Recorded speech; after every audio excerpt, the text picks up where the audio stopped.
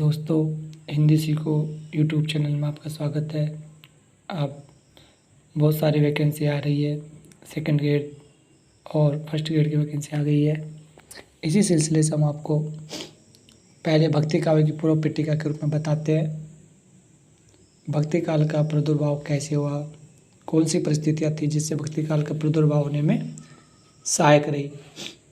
देखो बच्चों, भक्ति काल हिंदी साहित्य के इतिहास का दूसरा काल है। आचार्य रामचंद्र शुक्ल ने भक्ति काल की समय सीमा 1375 विक्रम संवत से 1700 विक्रम संवत, कहने का तात्पर्य यह है कि 1318 और 1643 तक मानी है। यह क्वेश्चन दो प्रकार से पूछा जाता है। अगर संवत में पूछे तो 1375 से 1700 विक्रम संवत, अगर ईस्वी सन में पूछे तो 1318 से 1643 तक माना जाता है। अब प्रश्न ये बनता है कि भक्ति का सर्वप्रथम उपयोग कहाँ पे हुआ है। तो उत्तर है, भक्ति शब्द का सर्वप्रथम उल्लेख उपनिषद में मिलता है। वैसे दक्षिण भारत में द्रविड़ लोगों ने भक्ति परंपरा का सूत्रपात ईसा से कई शताब्दी पहले कर चुके थे। आपको पता है, दक्षिण में आलवार भक्तों की 7वीं शताब्दी से यह भक्ति की परंपरा चली आ रही है। वहाँ पे दो शाखाएं थी, आलवार और नैनवार। आलवार वस्तुतः वैष्णवों का तमिल नाम है। तमिल भाषा में आलवार वैष्णवों को क्या बोलते हैं? आलवार। और शैव धर्म को मानने वालों को बोलते हैं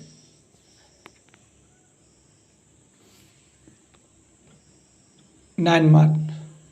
दोनों ही शाखा वहाँ पर प्रसिद्ध थी और आलवार भक्तों की संख्या वहाँ पर 12 मानी जाती है। यह क्वेश्चन कई बार बहुत सारे एग्जाम में आया है कि आलवार भक्तों की संख्या कितनी मानी गई है और इनके पदों के संकलन को क्या कहा जाता है। इनके पदों के संकलन को दिव्य प्रबंध के नाम से जाना जाता है। तो आइए, इसमें कितने पद शामिल हैं? इसमें 4 आधार पद शामिल है।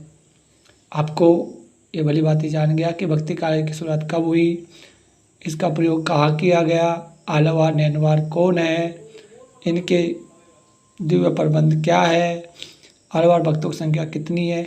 आइए आगे चलते हैं। अब हमारा विषय है कि वह कौन सी परिस्थितियाँ थी जिससे भक्ति काल को प्रादुर्भाव का मौका मिला और आगे बढ़ा।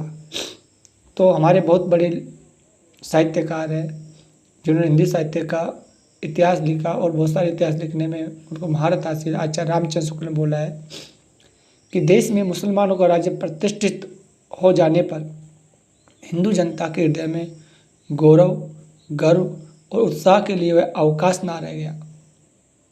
अपने पौरुष से हताश जाति के लिए भगवान की शक्ति और करुणा की ओर ध्यान ले जाने के अतिरिक्त दूसरा मार्ग ही क्या था। अर्थात इसमें तात्कालीन कारण के रूप में भारत पर मुसलमानों का आक्रमण और मुस्लिम राज्यों की स्थापना को माना गया है। वैसे देखा जाए तो भक्ति की मूल भावना दक्षिण भारत में उत्पन्न हुई थी। इस संबंध में कहा गया है कि भक्ति द्रविड़ उपजी लाए रामानंद, प्रकट किया कबीर ने साप्त दीप 9 खंड। धीरे धीरे भारत के उत्तर की ओर यह बढ़ने लगा और राजनीतिक कारण भी थे जिनकी वजह से ये भक्ति का प्रादुर्भाव होता चला गया। आचार्य रामानुजाचार्य ने शास्त्रीय पद्धति में सगुण भक्ति का निरूपण किया और जनता इस भक्ति मार्ग की ओर आकर्षित होती चली गई। अब देखते हैं कि भक्ति आंदोलन में किन किन आचार्यों का योगदान रहा है। सर्वप्रथम मगवाचार्य जी का जन्म 13वीं शताब्दी में हुआ था। गुजरात में रहने वाले थे और इन्होंने गुजरात में द्वैतवादी वैष्णव संप्रदाय चलाया। इसके बाद आते हैं जयदेव का जन्म भी 13वीं शताब्दी में हुआ था। इन्होंने पूरी भारत में कृष्ण प्रेम के गीत गाए और जिनका अनुसरण विद्यापति ने किया। अतः जयदेव के बाद उनका अनुसरण करने वाले विद्यापति हुए। ये कई बार आता है कि विद्यापति ने अपने उसमें काव्य में किसका अनुसरण किया है। तो आपको पता होना चाहिए जयदेव का। 15वीं शताब्दी में रामानंद रामानुचार्य की शिष्य परंपरा में हुए थे, जिन्होंने रामानंदी संप्रदाय की स्थापना की और विष्णु के अवतार राम की उपासना पर बल दिया। याद रहे, रामानंद का जन्म 15वीं शताब्दी में हुआ और इन्होंने राम के अवतार की उपासना पर बल दिया गया। 16वीं शताब्दी में वल्लभाचार्य जी शुद्धाद्वैतवाद के कृष्ण भक्त आचार्य हुए हैं, जिन्होंने कृष्ण उपासना पर बल दिया। तो वल्लभाचार्य द्वारा शुद्धाद्वैतवाद की स्थापना की गई। नामदेव 14वीं शताब्दी में हुए थे, महाराष्ट्र के प्रसिद्ध भक्त है। और हजारी प्रसाद द्विवेदी जी ने भक्ति आंदोलन के बारे में जो अपने विचार हैं वो प्रस्तुत किए हैं कि मुसलमानों के अत्याचार से यदि भक्ति का भावधारा को उमड़ना था तो पहले वह सिंध में और फिर उसके उत्तर भारत में प्रकट होना चाहिए, लेकिन ये दक्षिण भारत में हुई। अर्थात कहने का मतलब है कि हमारी भारतीय परंपरा में भक्ति का प्रद्वार पहले से ही था। प्राचीन साहित्य में भक्ति सूत्र भी है और इन्होंने बताया कि भक्ति का संगोपांग विवेचन है। आचार्य हजारी प्रसाद द्विवेदी ने भक्ति का सूत्रपात करने का श्रेय आलवार भक्तों को दिया है।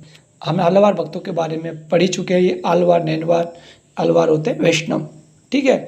तो अब यहाँ आते हैं, हमारे प्राचीन उन्होंने अलवार को दिया है। और डॉक्टर मलिक मोहम्मद कहते हैं, जिन परिस्थितियों में तमिल प्रदेशों में वैष्णव भक्ति आंदोलन को आलवार भक्तों का जन्म दिया, लगभग वही परिस्थितियाँ 13वीं-14वीं शताब्दी में हिंदी प्रदेश में वर्तमान थी। अर्थात सेम कंडीशन को उन्होंने अलवार को कंपेयर किया दोनों से, ठीक है। और मुसलमान शासकों की धर्मांधता, इस्लाम के प्रचार हेतु उनके द्वारा अपनाई गई धार्मिक नीति भी इसके लिए जिम्मेदार थी। निष्कर्ष क्या है? निष्कर्ष ये कहा जा सकता है कि भक्ति आंदोलन का सूत्रपात किसी एक कारण से नहीं हुआ, अनेकों कारण हैं। इस संबंध में यह कहना उचित होगा कि भक्ति का मूल स्रोत दक्षिण भारत है। भक्ति काल तक आते आते उत्तर भारत की राजनीतिक परिस्थितियाँ इस प्रकार हो गई कि उसे यहाँ फैलने का पूरा अवसर मिला। विभिन्न आचार्यों, रामानुजाचार्य, रामानंद, वल्लभाचार्य, नामदेव, जयदेव आदि ने भी इसके प्रचार में महत्वपूर्ण भूमिका निभाई।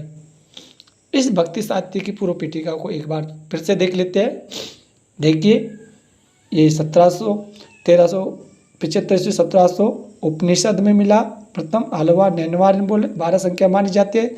इनके ग्रंथ दिव्य प्रबंध है। भक्ति आंदोलन के बारे में आचार्य रामचंद्र शुक्ल ने ये कहा है। भक्ति द्रौपदी के बारे में ये कहा गया है। मध्वाचार्य जी का जन्म 13वीं शताब्दी में हुआ, द्वैतवादी सिद्धांत चलाया। जयदेव जो विद्यापति ने अनुसरण किया। 13 रामानंद 15वीं शताब्दी में रामानुजाचार्य के शिष्य थे। वल्लभाचार्य शुद्धाद्वैतवाद, नामदेव महाराष्ट्र के थे। हजारी प्रसाद द्विवेदी के बारे में हमने पढ़ाई है और ये सारी चीज़ों को देखते हैं